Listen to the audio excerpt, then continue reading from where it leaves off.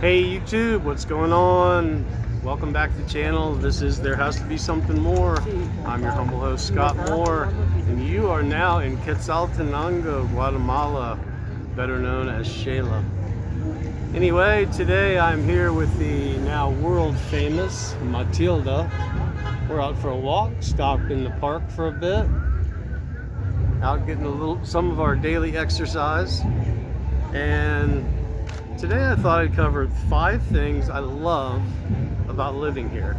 This may need a part 2 because there's a lot of things I love. I mean, the plan originally was to travel from Mexico slowly, take about 5 years to get down to Argentina. We stumbled across Xela, which there really was very, very little online on YouTube about this city, which surprised me. It's the second largest city. There's about 1 million people here, and I kept thinking, gee, the weather looks perfect. I mean, I'm looking at the temperatures because that's a big thing for me. I love cool weather, which is one of the things that chased us out of Nicaragua. So anyway, these are just the 5 that popped into my head first. The first one, kind of cliche, but I'm going to say it anyway, the people. Been here for over 1.5 years now. January will be 2 years, and just love it here. I've made some great friends. The people here are super friendly. I would just say the first thing is you are going to have to speak first. Most of the time, people on the sidewalk are going to walk right past you. They're not going to say anything. But if you say Buenos dias, Buenas tardes, you're usually going to get a very big smile. They're going to start speaking. It's just very warm, sweet people. So thought of with that. But the next thing, of course, I already mentioned it, the weather. Roughly, it's about 70 degrees for the high every day, around 50 for the low. It does vary a bit, but for the most part, those are the temps you're looking at. Nobody has heat or air. I guess if you wanted to, in December or January, you could get a little space heater or electric blanket or something, or just keep your windows closed. I mean, I love it. So I sleep with the windows open. But the weather is just perfect during the day. I mean, if you like being a little on the warmer side, you can just walk on the sunny side of the street. Wherever you're going, you walk on the sunny side, it's going to be plenty warm. And if you like it a little cooler, walk on the shady side. It's always really, really nice. Perfect here right now. I'm guessing it's probably 60 something. What time is it? It's about 10 o'clock in the morning. Excuse me for the camera tilt. But yeah, it's about 10 o'clock in the morning, and it's just absolutely fantastic. One of the reasons I like the weather here is because I walk maybe about 5 miles a day, I guess. Probably average about 25 miles a week. And yeah, I could walk and walk and walk and walk. In Nicaragua, after the first 10 minutes, I would have been soaked. But here it's just fantastic. The next thing that kind of leads itself into weather is walkability. Now I had one subscriber that I met here, actually right here close to the park, and he was commenting that he didn't like all the broken sidewalks, which I understand. There are some sidewalks that needs to be fixed when you start walking around town a lot.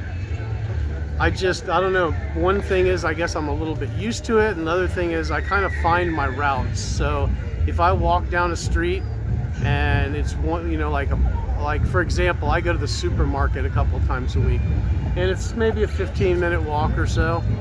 And so I have certain ways, certain blocks that I go down where the sidewalks are not broken and are in pretty good shape. So you just kind of, when you find your way around, and you find the routes that work the best for you. So as far as I'm concerned, walkability, I walk and walk and walk and walk everywhere and love it. And the weather lends itself to that because it's just always nice and perfect. Next thing is transport. It's super easy to get around. I don't have a car. I never want another car.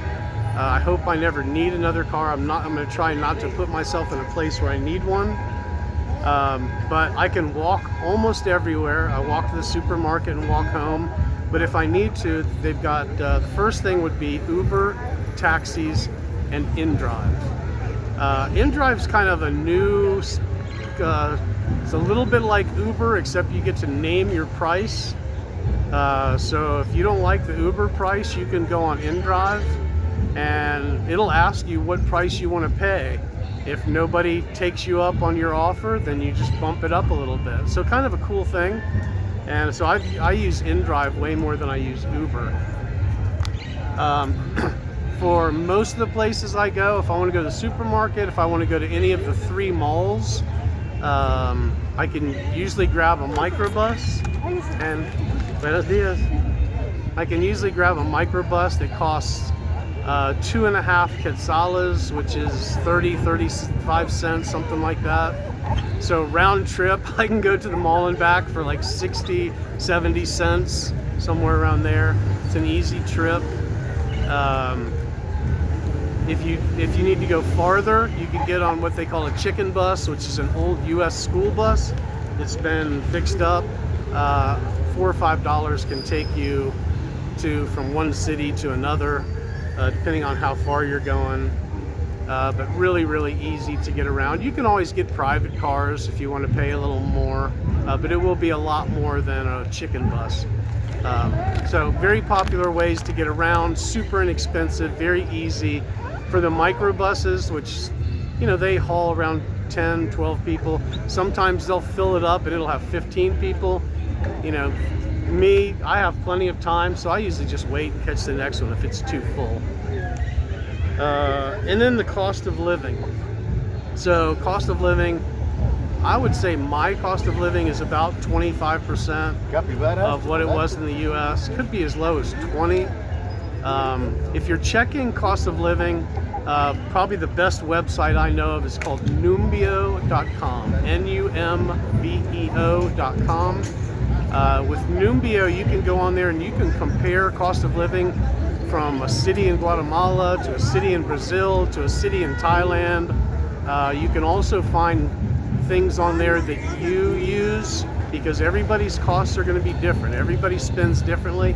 But you can go on Numbeo and check and see how much a certain thing is that you may use a lot. So cost of living is very low. You know, one thing is, if you're when you're looking at Xela, is that there's no heat or air. I mean, my electric bill now is running these days about $15 a month. And I mean, I use lights, I use washing, I have a washing machine, I use all this different stuff. Maddie, go on. Buenos dias. And so, I mean, I use like all the regular electric stuff, but it only runs about $15 a month. And so Maddie found a friend. And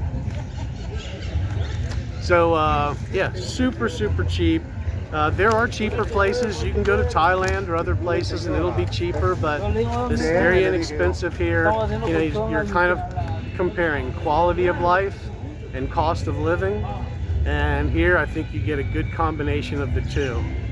3 modern malls, there's a Walmart, so I mean, you can get stuff that you need.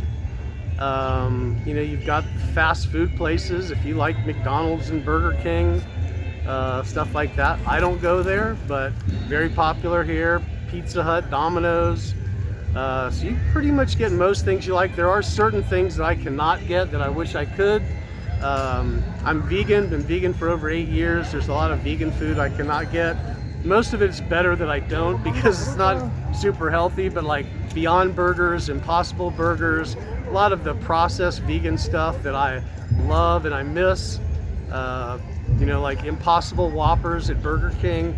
I'm healthier because I can't get them, but a lot of the vegan stuff, people here most people don't even know what it is.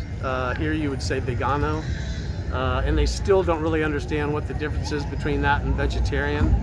But besides that, you can pretty much get everything that you want. Only a couple things that are going to cost you here. Meats are, I would say, you know, on the expensive side. And because I've although, you know, I buy chicken for the dogs, I make their food, and it's not all that expensive. But if you buy a lot of meat, like high quality meats, and also imported goods, if you buy a lot of stuff that's from the US, you're going to pay a lot more. So, you know, if you buy Guatemalan barbecue sauce, it might cost you $1, and if you buy you know, some barbecue sauce that came in from the US, it might cost you $3 or $4. But that's about it. Very expensive. If y'all have any questions, please let me know in the comments down below. Please like and subscribe. It only takes a second, doesn't cost you a thing, and helps us out a lot. Hope y'all are having a great day. If you are looking for a low cost of living and a high quality of life, you might have found the right channel. If you're looking to retire and want to retire a little bit early instead of staying in the US and being part of the rat race, this might be the channel for you. So please take a minute to like and subscribe. Hope y'all are having a great day, and remember, if you need an adventure, there has to be something more.